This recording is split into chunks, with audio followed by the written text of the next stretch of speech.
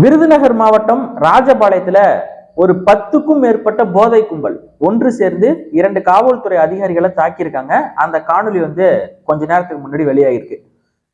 சாதாரண பொதுமக்களுக்கு ஒரு கேள்வி வரலாம், என்னப்பா போலீஸுக்கே இந்த நிலைமைனா நாங்களாம் என்ன பண்றது அப்படிங்கிற கேள்வி வரலாம். அந்த ஆங்கிள் இருந்து யோசிச்சு பார்க்காதீங்க, இந்த ஆங்கிள் இருந்து யோசிச்சு பாருங்க. என்ன அப்படின்னா, போலீஸ் அடிச்சா என்ன நடக்கும்? ஒரு போலீஸ் மேல போய் கை வைக்கிறாங்க, 7 பேரை இப்ப காவல்துறை கைது பண்ணிருக்காங்க. அவங்களுடைய நிலைமையை நினைச்சு பார்த்தா எனக்கே பாவமா இருக்கு. பிரிச்சுருவாங்க. போலீஸ் மேல கை வச்சா என்ன நடக்கும் என்பது நமக்கு நன்றாக தெரியும். அப்படி இருக்கக்கூடிய சூழல்ல போலீஸ் மேல கை வைக்கிறமே பின்னாடி நமக்கு என்ன பிரச்சனை வரும் அப்படிங்கிறத உணர முடியாத அளவுக்கு அவன் போதையில இருக்கான். அப்ப இதுக்கு மூலதனம் போதை, மது. இந்த மதுவை ஒழிக்காம, இந்த கஞ்சா, இந்த புழக்கங்களை எல்லாம் ஒழிக்காம இந்த மாதிரி விஷயங்களை தடுக்க முடியாது. போதையை ஒழிச்சுட்டா ஆட்டோமேட்டிக்கா எல்லாம் சரியாயிடும். இப்ப 7 பேரை கைது பண்ணியிருக்காங்க, 2 பேர் தலைமறைவா இருக்காங்க. அந்த 7 பேர்த்தோட நிலைமை என்னவென்பது செய்தி வெளியாகித்தான் நமக்கு தெரிய வேண்டும் என்பது இல்லை. ஸ்டேஷனுக்கு வந்துட்டு போறக்கூடிய பக்கத்து ஸ்டேஷனை சேர்ந்த போலீஸ் கூட 4 சாத்திட்டு தான் போவாங்க. அவங்களோட நிலைமை மிகவும் பரிதாபத்துக்குரியது. அதை எல்லாரும் தெளிவா புரிஞ்சுக்கோங்க. இப்படி போய் போலீஸ் மேல கைய வைக்கிறமே பின்னாடி நமக்கு பிரச்சனை வருமே அப்படிங்கிற சிந்தனை தெளிவு கூட இல்லாத பைத்தியகார முட்டாள்தனமான இளைஞர்கள் உருவாகி விட்டார்கள் தமிழ்நாட்டில் அப்படிங்கிறதா உண்மை. அடுத்து நெல்லை மேல்பாளையம் அலங்கார் என்கிற திரையரங்குல அமரன் படம் ஓடிக்கிட்டு இருக்கு. அமரன் படத்தில் 3 பெட்ரோல் குண்டுகளை வீசிய 2 நபர்கள் தப்பி ஓடிவிட்டார்கள். மயிரிழையில் உயிர் தப்பிய காவலாளி வாட்ச்மேன் மயிரிழையில் உயிர் தப்பியிருக்காரு. பெட்ரோல் குண்டு வீசி யாரும் சாக மாட்டாங்க, சின்ன சின்ன தீக்காயங்கள் ஏற்படும். பெட்ரோல் குண்டுலாம் இன்னைக்கு அசால்ட் ஆயிடுச்சு தமிழ்நாட்டில். அவன் திடீர்னு ஒரு பீர் பாட்டில் கருக்கா வினோத் ஆளுநர் மாளிகையில பெட்ரோல் குண்டு போட்டாரு. பெட்ரோல் குண்டுனா பீர் பாட்டில் பெட்ரோல் குண்டு செஞ்சு அடிச்சாதான் அது கொஞ்சம் எஃபெக்டா இருக்கும். சின்ன குவார்டர் பாட்டில் வச்சுக்கிட்டு பெட்ரோல் குண்டு வீசி, பெட்ரோல் குண்டுலாம் இப்ப சாதாரணம் ஆயிடுச்சு தமிழ்நாட்டில். இப்ப நெல்லையில வீசியிருக்காங்க. அடுத்து பார்த்தோம்னா மருத்துவரை குத்தி கத்தியில குத்துன விக்னேஷுக்கு ஆதரவு கூடிக்கிட்டே போகுது. மக்களே ஒத்துக்கிட்டதுக்கு அப்புறம் நம்ம என்ன சொல்றது? நடுநிலையா நிற்பதை விட நீ விக்னேஷுக்கு ஆதரவு நிற்கிறியா இல்ல இந்த மருத்துவருக்கு ஆதரவு நிற்கிறியா அப்படின்னு கேட்டா என்னுடைய ஆதரவு விக்னேஷுக்கு தான். அரசாங்க மருத்துவமனையில் அப்பாவுக்கு சிகிச்சை எடுப்பதற்காக பல நாள் படுத்து கிடந்திருக்கேன். அரசாங்க மருத்துவமனையில் தங்கியிருக்கேன். அங்க மருத்துவர்கள் எப்ப வருவாங்கங்கிறதே கேள்விக்குறிதான். சில நேரத்துல வருவாங்களாங்கிறதே கேள்விக்குறிதான். என்ன ஏது அப்படிங்கிறத நமக்கு டீட்டெயிலா சொல்லக்கூட மாட்டாங்க. இதுவா எழுதிட்டு நம்ம நோட்ல எழுதிட்டு அவங்க மட்டும் போயிடுவாங்க. நம்ம ஏதாவது கேட்டா கூட பதில் ரெஸ்பான்ஸ் ஒண்ணுமே இருக்காது. அரசாங்க மருத்துவமனையில குறைவான எண்ணிக்கையில தான் மருத்துவர்கள் இருக்காங்கிறது உண்மை. மருத்துவத்துறை சந்திச்சிருக்குது. மருத்துவ காலி பணியிடங்களை நிரப்பாமல் இந்த பிரச்சனையை சரி செய்ய முடியாது. போதையை ஒழிக்காம இந்த மாதிரி அழிதடி, தாக்குறது, ரேப் நடக்கிறது, கொலை நடக்கிறது இதெல்லாம் தடுக்க முடியாது. இப்படி பல பிரச்சனைகள் நாட்டுல இருக்கு மக்களே. இதை எதை பத்தியும் பேசாம சீமான் சீமான் சீமான்னு எப்ப பார்த்தாலும் பிச்சைக்கார பயலுக மாதிரி பேசிக்கிட்டே இருக்கானுங்க ஒரு கூட்டம். அந்த கூட்டத்தை பத்தி தான் இப்ப நம்ம பேச போறோம். அதுக்கான டெபினிஷனை தான் இப்ப நான் கொடுத்துட்டு இருக்கேன். இவ்வளவு பிரச்சனை இருக்கு, நாட்டு மக்கள் எல்லாரும் கஷ்டப்பட்டுக்கிட்டு இருக்காங்க. எதை பத்தியும் கவலை கிடையாது, அக்கறை கிடையாது. அரசாங்கத்தை கண்டிச்சு ஒரு துளி அளவும் எவனும் பேச மாட்டேங்கிறான். மே 17 இயக்கம் பெரியாரிஸ்ட் அப்படின்னு சொல்லிட்டு சில பேர் சுத்திக்கிட்டு இருக்கானுங்க. திடீர்னு கிளம்பி வரானுங்கப்பா. எங்க இருக்கானுங்க, எப்படி இருக்கானுங்க, உயிரோடு தான் இருக்கானுங்களா அப்படிங்கறதே தெரியாது.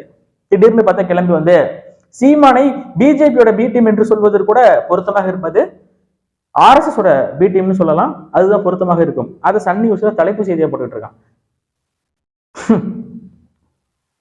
நாம் தமிழர் கட்சியிலிருந்து 2 நிர்வாகிகள் வெளியேறினார்கள். 50க்கும் மேற்பட்டவர்கள் வெளியேறினார்கள். கட்சியோட நிர்வாகியை பத்திலாம் அவங்க செய்தி போடுவாங்களாம். கட்சியோட தலைமையை பத்தியோ, தலைமை ஒருங்கிணைப்பாளரான சீமானை பத்தியோ செய்தி போட மாட்டாங்க. இப்போ சீமான் இங்க என்ன பண்ணிக்கிட்டு இருக்கார்? கன்னியாகுமரியில் பேசிக் கொண்டிருக்கிறார். எதற்காக பேசிக் கொண்டிருக்கிறார், அவர் என்ன பேசினார், அந்த செய்திலாம் போட மாட்டாங்க. அதெல்லாம் அவங்களுக்கு செய்தி கிடையாது. யாராவது ஒரு அடிமட்டத்தில் இருக்கக்கூடிய தொண்டனோ ஒரு நிர்வாகியோ ஏதோ ஒரு கருத்து முரண்பாடல எவன்ட்டையும் காசு வாங்கிக்கிட்டு வெளியேறினா அது செய்தி. இந்த நாட்டுல எந்த துறை சிறப்பாக நடந்துகிட்டு இருக்கு? ஏதாவது ஒரே ஒரு துறையை சொல்லுங்க. எனக்கு தெரிஞ்சு ஒரே ஒரு துறை தான் ப்ரோ மிக சிறப்பா செயல்பட்டு இருக்கு. அதுதான் மதுவிலக்குத்துறை. கொஞ்ச நாளைக்கு முன்னாடிலாம் எங்கேயாவது ஒரு இடத்துல ஒயின் ஷாப் இருக்கும் கிராமங்கள்ல. அங்க போனோம்னா அந்த வழியா போனோம்னா ஏன்பா இந்த பக்கம் போற, அங்க போறியா அப்படின்னு சொல்லி நிறைய பேர் கேட்பாங்க. இப்பெல்லாம் அந்த கேள்விக்கு இடமே இல்லை. அந்த பக்கம் மட்டும் இருந்தா தானே அந்த பக்கம் போவ, எல்லா பக்கமும் இருந்தா. இன்னைக்கு எல்லா பக்கமுமே இருக்கு. கிழக்கு மேற்கு தெற்கு வடக்கு என்கிற பாகுபாடு இல்லை, பிரிவினை இல்லை, எல்லாரும் சமம். கிழக்குல வச்சுட்டு மேற்குல வைக்கணும்னா மேற்கு கோச்சுக்கும், தெற்குல வச்சுட்டு வடக்குல வைக்கணும்னா வடக்கு கோச்சுக்கும். அப்ப எல்லா பக்கமும் வச்சுட்டாங்க. சிறப்பா சமமான சமத்துவ முறையில மது வழங்கிட்டு இருக்காங்கிறதா உண்மை. பில்லிங் சிஸ்டம் கொண்டு வந்திருக்காங்க. 140 ரூபா சரக்க 140 ரூபாய்க்கு பில் பண்ணுவாங்க. ஆனா வாங்குறது 150 ரூபா தான். அதுல மாற்று கருத்து இல்லை, அதுல எந்தவித மாற்றமும் இருக்காது. அதுல மதுக்கடை ஊழியர்கள் உறுதியோடு இருக்கிறார்கள், அது உண்மை. இந்த ஒரு துறை மட்டும்தாங்க சிறப்பா செயல்பட்டு இருக்கு. 50,000 கோடி வருமானம் வருது. 5,000 கோடி குறைஞ்சிட்டா அந்த மாவட்ட ஆட்சியரை கூப்பிட்டு ஏன் வியாபாரம் குறைஞ்சு போச்சு அப்படின்னு கேட்கிறாங்க. அப்போ மதுக்கடை அந்த மதுவிலக்குத்துறை மிக சிறப்பா செயல்பட்டு இருக்கு, நல்ல வருமானம் வருது. மற்றபடி போக்குவரத்து துறை கிளாம்பாக்கத்துல போய் வெயிட் பண்ணி பார்த்தா தெரியும், எவ்வளவு கோபம் வருங்கிறது அப்ப தெரியும். அடுத்து கல்வித்துறை, ஆசிரியர்கள் போராடுறாங்க, மாணவர்கள் போராடுறாங்க. மருத்துவத்துறை, மருத்துவர்கள் போராடுறாங்க, மருத்துவ காலி பணியிடங்களை நிரப்பல. இன்னும் பல துறைகள் இருக்கு. பால்வளத்துறை, இதுல கொழுப்பு அதிகமா இருக்கு, அதுல கொழுப்பு கம்மியா இருக்கு, பச்சைப்பால், அந்த பால், இந்த பால். மாடே இல்லை தமிழ்நாட்டுல, மாடு இல்லை, ஆந்திராவில இருந்து வாங்கி கொடுக்குறாங்க. இதுக்கு ஒரு துறை தேவையா? இதுக்கு ஒரு துறை தேவையில்ல. இது ஒரு பிரைவேட் கம்பெனிக்காரன்ட்ட கொடுத்தா கூட அவன் அழகா நடத்திட்டு போயிடுவான். வாங்கி கொடுக்கறதுக்கு என்ன, அவன்கிட்ட 10 ரூபாய் வாங்கி 20 ரூபாய்க்கு விற்க போறான். இதுக்கு ஒரு துறை தேவையில்ல. மாடே வளர்க்கல, இதுல என்ன பால்வளத்துறை? மாடு வளர்த்து அந்த நம்மளே பாலை உற்பத்தி பண்றதுக்கு பேர் தான், அதுக்குதான் ஒரு துறை தேவை, அதுக்குதான் ஒரு அமைச்சர் தேவை. அப்படிதான் எல்லா துறையும் கேட்டுக்கிட்டு போய் இருக்கு. இதையெல்லாம் கேள்வி கேட்காம அரசியலில் ஆட்சி அதிகாரத்துக்கே வராத ஒரு கட்சி நாம் தமிழர் கட்சி. அதுக்கு கூட்டம் போட்டு ஒரு கூட்டம் கத்திட்டு கிடக்கானுங்க, திராவிடமும் தமிழ் தேசியமும் ஒண்ணுதான் அப்படின்னு சொல்லி. ஃபர்ஸ்ட் தமிழ் தேசியம் என்று கட்சி தொடங்கிய போது யார் யார் எல்லாம் தமிழர்கள் என்று கேட்டார்கள். கொஞ்சம் வளர்ந்ததுக்கு அப்புறம் பிரிவினைவாதிகள், பாசிஸ்ட், இனவாதிகள், இன வெறியர்கள் அப்படின்னு சொன்னாங்க. எப்படி நீங்க பிரிக்கிறீங்க, இனவாதிகள், இனவெறியர்கள் அப்படின்னு சொன்னாங்க. அடுத்து இப்ப என்ன சொல்றாங்கன்னா, நம்ம 2 பேரும் ஒண்ணுதான், தமிழ் தேசியமும் திராவிடமும் ஒண்ணுதான் அப்படிங்கிறாங்க. இப்பதான் செம கோட்டுக்கு வந்திருக்காங்க. இன்னும் ஏறி ஒரு அடி அடிச்சோம்னா கீழே விழுந்துருவாங்க. ஒரு உள்ளரங்குக்குள்ளேயே இருந்த தமிழ் தேசியம் அப்படிங்கிற கருத்தியலை இன்னைக்கு இவ்வளவு பெரிய கடலாக திரட்டி நிறுத்தி இருக்கிறார் அண்ணன் சீமான். ஆனால் அண்ணன் சீமானை எதிர்க்கக்கூடிய நபர்கள் எல்லாம் இன்னைக்கு உள்ளரங்கு கூட்டங்களில் போட்டுக் கொண்டிருக்கிறார்கள்.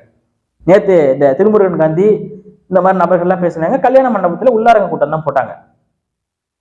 அதை பார்க்கும்போது மிகவும் பெருமையாக இருந்தது. உள்ளரங்கில் இருந்த தமிழ் தேசிய கொள்கை, தமிழ் தேசிய கருத்தியல் இன்னைக்கு நாடு முழுக்க பரவிடுச்சு, விவாத பொருளா மாறிடுச்சு. ஆனா தமிழ் தேசியத்தை எதிர்க்கக்கூடிய திராவிடம் உள்ளரங்குக்கு போயிடுச்சு. பினிஷ், இன்னும் கொஞ்ச நாள் தான் இருக்கு, முடிச்சு கட்டிடுவோம் நாங்க. மிச்ச சொச்சம் இல்லாம முடிச்சு கட்டுவோம். சித்தாந்தம் எங்க மக்களை கொண்டு போச்சு. 2009 நீங்க பண்ணின ஒவ்வொரு அயோக்கியத்தனத்துக்கும் பதில் சொல்லியே ஆகணும். பாலச்சந்திரனோட மரணத்துக்கு நீங்க பதில் சொல்லியே ஆகணும். ராணுவ கஸ்டடியில இசைப்பிரியா இருந்தது தெரியுமா தெரியாதா உங்களுக்கு? தமிழ்நாட்டு தலைமைக்கு தெரியுமா தெரியாதா? உளவுத்துறைக்கு தெரியுமா தெரியாதா? இந்திய அரசுக்கு தெரியுமா தெரியாதா? ஏன் காப்பாத்துல? இவ்வளவு பெரிய ராணுவத்தை வைத்திருக்கக்கூடிய ஒரு நாடு. தமிழ் மீனவர்களை இது வரைக்கும் 1000க்கும் மேற்பட்ட மீனவர்களும் சுட்டுக் கொண்டிருக்கு இலங்கை ராணுவம். என்ன பண்ணிட்டு இருக்கோம் நாடு? கலைஞர் கருணாநிதி ஆட்சியில் தான் அதிகப்படியான மீனவர்கள் சுட்டுக் கொல்லப்பட்டார்கள். 2006க்கு அப்புறம் 2009, 2010 அதிகப்படியான மீனவர்கள் சுட்டுக் கொல்லப்பட்டிருக்காங்களா இல்லையா? இதுக்கெல்லாம் யாரு பொறுப்பேற்கணும்? இதுக்கெல்லாம் யாரு பதில் சொல்லணும்? ஒரு கண்டன குரல் இலங்கை ராணுவத்தை பத்தி. எப்படி நீ மீனவனை தொடலாம்?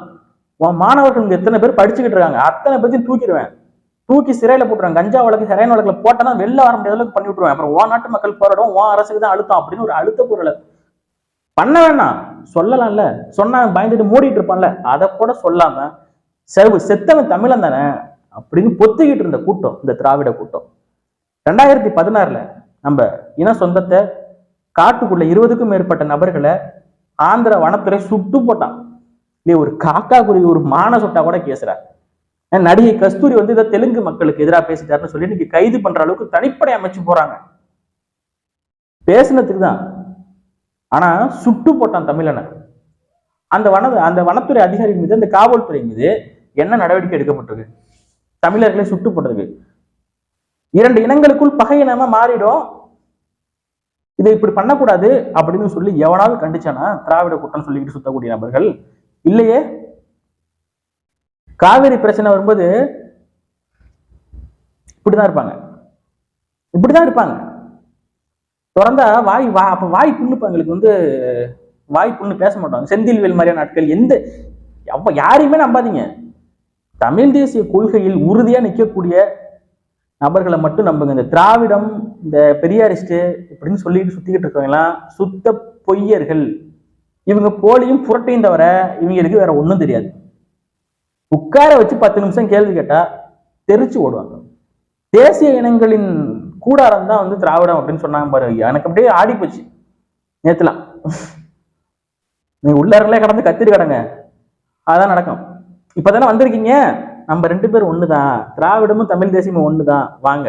அடுத்த கட்ட பாய்ச்சல் இன்னும் வீரியமாக இருக்கும். 2026 மோதி பார்ப்போம். நேருக்கு நேரம் மோதி பார்க்கறது எங்களுக்கு ரொம்ப பிடிக்கும்பா.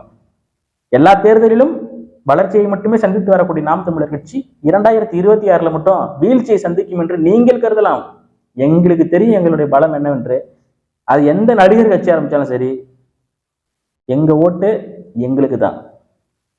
விடாமுயற்சி வெற்றியை தரும் என்று சும்மா சொல்லல. களத்தில் உறுதியோடு விடாமுயற்சி செய்து கொண்டு நிற்கக்கூடிய தலைவன் அண்ணன் சீமான். சமரசம் இல்லாமல் ஒரு நாள் வெற்றி அடையாமல் போக மாட்டார். நிச்சயம் வெற்றி உண்டு. அதை பொறுத்து கொள்ள முடியாமல் இப்ப நீங்க கதறிக்கிட்டு இருக்கீங்க. ஒவ்வொரு தேர்தலுக்கும் நீங்க வர்றது வழக்கம் தான். விஜயலட்சுமி வருவாங்க, திருமுருகன் காந்தி வருவாரு, இன்னும் பல நபர்கள் வருவாங்க. என்னென்னமோ குற்றச்சாட்டு வைப்பாங்க. விஜயலட்சுமி வைக்கிற குற்றச்சாட்டு பாலியல் குற்றச்சாட்டு. இந்த திருமுருகன் காந்தி இந்த கூட்டம் வைக்கக்கூடிய குற்றச்சாட்டு என்னன்னா, நாங்க மே 17 இயக்கம், பிரபாகரன் அங்க ஈழத்துல போர் நடக்கும்போது நாங்க போராடி வழக்கெல்லாம் வாங்கியிருக்கோம் அப்படின்னு சொல்லி இவங்க ஒரு குற்றச்சாட்டு வைப்பாங்க. அப்புறம் இந்த சுபவி, அந்த பெரியாரிஸ்ட், அங்கிட்ட ஒரு கும்பல் இருக்கு, அவங்க பிஜேபியோட பி டீம், ஆர்எஸ்எஸோட கைக்கூலி அப்படின்னு சொல்லுவாங்க. அப்புறம் இன்னொரு கும்பல் சீமான் அங்க இப்படி பேசியிருக்காரு, இங்க இப்படி பேசியிருக்காரு அப்படின்னு சொல்லி நக்கல் நையாண்டி, இந்த மாதிரி விஷயங்கள் இதுதான் தொடர்ச்சியா நடந்துகிட்டு இருக்கு. மற்றபடி கருத்துக்கு பதில் இருக்காது. அதை நம்ம திராவிடர்கள்ட்ட எதிர்பார்க்க முடியாது. சரியான கருத்துக்கு, நாங்க கேட்கக்கூடிய கேள்விக்கு, இந்த நாட்டுல இவ்வளவு கனிமோல கொள்ளை போயிருக்கு, இதுக்கு எந்த கேள்விக்கும் பதில் இருக்காது. இது மாதிரி கதறிட்டு கிடப்பாங்க. இப்பதான் உள்ளரங்குக்கு போயிட்டாங்க. 50 வருஷமா ஆண்ட கட்சி, இவ்வளவு பெரிய கட்சி, இப்ப உள்ளரங்களை கூட்டம் போட்டு சீமானை கண்டிச்சுக்கிட்டு இருக்காங்க. கேட்டா ஒரு கவுன்சிலர் கூட ஜெயிக்க உங்களுக்கு வக்கு இல்லை, அப்புறம் எதுக்கு பேசிக்கிட்டு இருக்கீங்க? 1 மணி நேரம் மேடையில உட்காந்துட்டு கத்துன்னு கத்துறானுவ. எவன் காதுலடா அவ்வளவு போகுது நீங்க கத்துறது? சீமானுடைய பேச்சு நாடு முழுக்க காதுல விழுந்துருச்சு. அதனுடைய வெளிப்பாடு, அதனுடைய தாக்கத்தை நீங்க 2026 பார்ப்பீங்க. கதருங்க. நன்றி, வணக்கம்.